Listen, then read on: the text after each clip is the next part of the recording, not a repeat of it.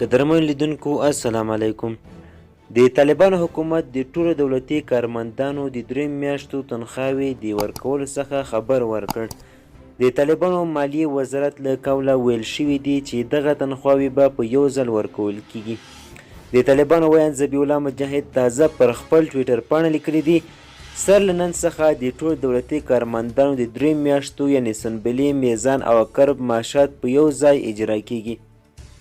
د اګست میاشتې له 15مې راهیسې چې طالبانو د افغانستان واک ترلاسه کړی، په افغانستان کې بیکاري او اقتصادي ستونزې ډېرې شوې دي. په ځانګړې توګه حکومتي کارکوونکي د معاشاتو د نه اجرا کېدو له کبله سخت وضعیت سره مخ شوي دي.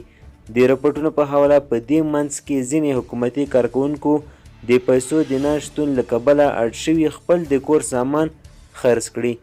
دوستانو زموږ خبر تر همدې ځایه و. د لا زیات معلومات لپاره زموږ چینل سره سبسکرایب کړئ. مننه.